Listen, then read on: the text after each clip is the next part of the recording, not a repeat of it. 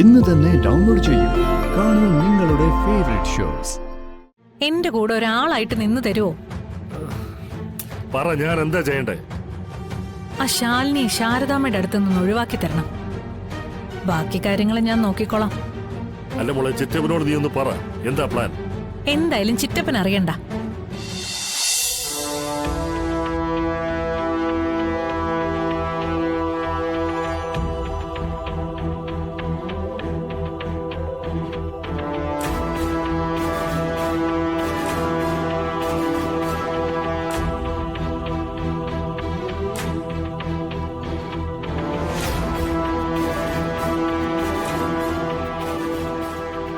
Round മത്സരം ഇവിടെ അവസാനിച്ചിരിക്കുന്നു. റിസൾട്ടും തയ്യാറായി കഴിഞ്ഞു.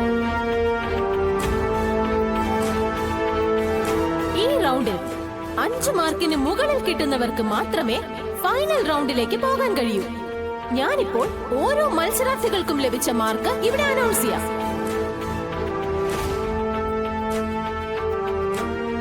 മല്ലിക 3 പോയിന്റ്സ്,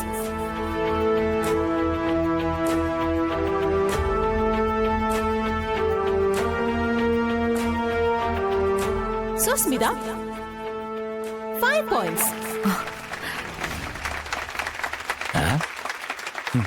എന്തെങ്കിലും കിട്ടിയത് ബാക്കി.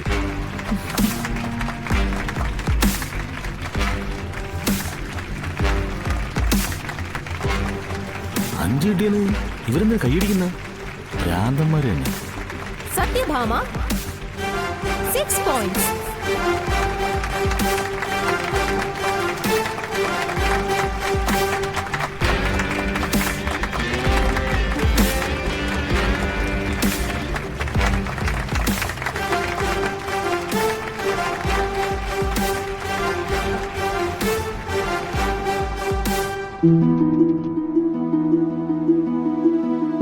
കുടുംബശ്രീ ശാരദ 8 പോയിന്റ്സ്,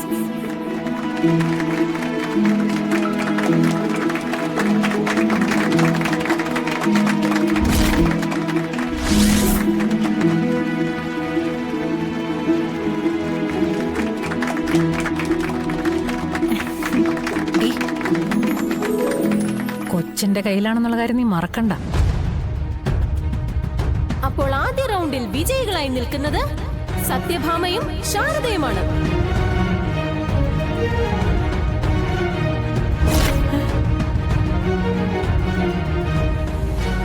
അതെ, ഇവർക്കൊപ്പം നിൽക്കാൻ എനിക്ക് അവകാശമുണ്ട്. എനിക്ക് 5 പോയിന്റ് ഇല്ലേ? രണ്ടാം റൗണ്ടിലേക്ക് കടക്കാനുള്ള പോയിന്റ് നിലയാണെങ്കിൽ 5ന് മുകളിൽ വാങ്ങിയിരിക്കണം. അങ്ങനെയാണ് ഇവിടെ പറഞ്ഞിരിക്കുന്നത്. അപ്പൊ എനിക്ക് രണ്ടാം റൗണ്ടിലേക്ക് കടക്കാൻ പറ്റില്ലേ? ഇപ്പോഴത്തെ പോയിന്റ് നില വെച്ച് സാധ്യമല്ല. 5 പോയിന്റ് എന്നല്ലേ ആദ്യം പറഞ്ഞത്? അത് ഞാൻ വ്യക്തമായിട്ട് കേട്ടതാ. അങ്ങനെ നോക്കുമ്പോ സുസ്മിത രണ്ടാം റൗണ്ടിലേക്ക് കടക്കേണ്ടതല്ലേ?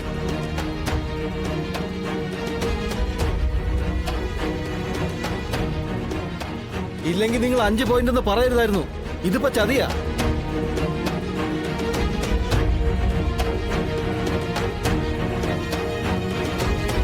നമ്മൾ മത്സരം ആരംഭിക്കുന്നതിന് മുമ്പ് ഇതെല്ലാം വ്യക്തമായി പറഞ്ഞതാണ്. അന്തിമ തീരുമാനം എടുക്കാനുള്ള അവകാശം രേഖാ മാഡത്തിനാണ്. അത് ചോദ്യം ചെയ്യാനുള്ള അവകാശം എനിക്കോ നിങ്ങൾക്കോ ഇല്ല.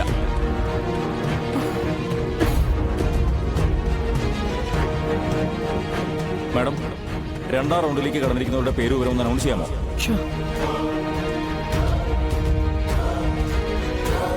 ഇനി നടക്കാൻ പോകുന്നത് രണ്ടാം റൗണ്ട് മത്സരങ്ങളാണ്. അതിൽ മത്സരിക്കുന്നത് 2 പേരാണ്.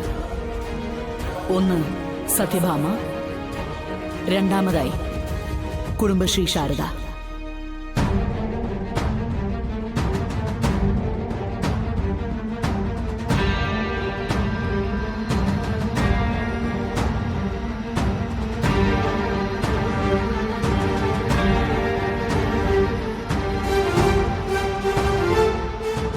ചിറ്റപ്പ വാ പറയട്ടെ.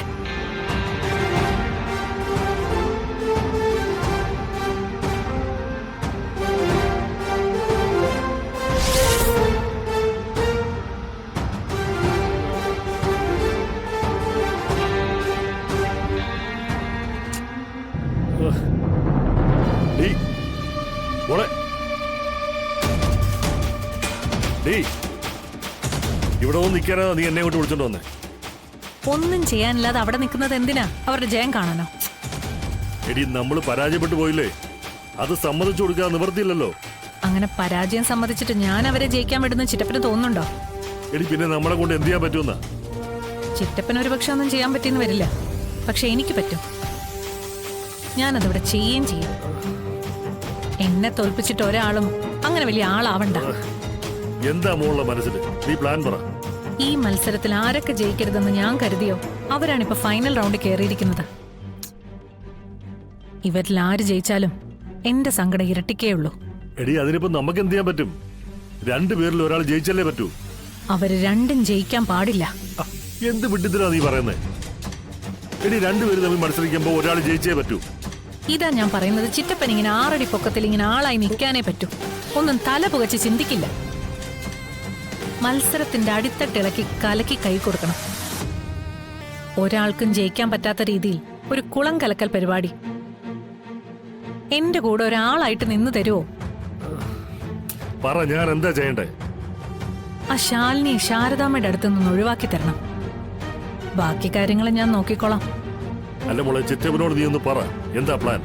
എന്തായാലും ചിറ്റപ്പൻ അറിയണ്ട. ചിറ്റപ്പന്റെ പ്ലാൻ പൊളിഞ്ഞല്ലോ. ഇതിനി എന്റെ മാസ്റ്റർ പ്ലാനാ. ഓക്കെ, നീയായി നിന്റെ പാടായി. എന്നെ ഏൽപ്പിച്ചേക്കുന്ന ജോലി നല്ല കൃത്യമായിട്ട് ഞാനങ്ങ് ചെയ്തു തരും. പോരെ? ശാലിനെ ഒഴിവാകും. കളക്ടർ ശാലിനി ആകുമ്പോ വഴി കൊമ്പത്തുനിന്ന് തന്നെ കണ്ടെത്തിയേക്കാം.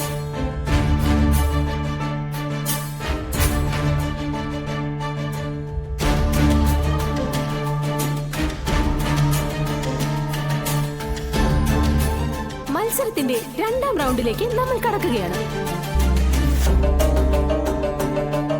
ഈ മത്സരത്തിൽ പരമ്പരാഗതമായ കേരള ഡിഷസ് ആണ് ഉണ്ടാക്കേണ്ടത്. 1ാം റൗണ്ടിൽ 8 മാർക്ക് വാങ്ങിയ കുടുംബശ്രീ ശാരദയെ നേരിടുന്നത് സത്യഭാമയാണ്. എന്തുകൊണ്ടും കണ്ണിനും കാതിനും കുളിർമയേകുന്ന അവര് രണ്ടുപേരെയും സംബന്ധിച്ച് തീ പാറുന്ന ഒരു മത്സരം തന്നെയാണ് ഇവിടെ ഇപ്പോൾ കാഴ്ചവെക്കേണ്ടത്. കാണികളും ആ ഒരു ഹാങ് ഓവറിൽ തന്നെയാണെന്ന് പറയാം. നമുക്ക് ഇരുവരെയും സ്വാഗതം ചെയ്യാം. പാചക കലയുടെ റാണിപദം അലങ്കരിക്കാൻ പ്രാപ്തിയാകുന്നത് ആര്? നമുക്ക് കണ്ടെത്താം ഏതാനും മണിക്കൂറുകൾക്കുള്ളിൽ.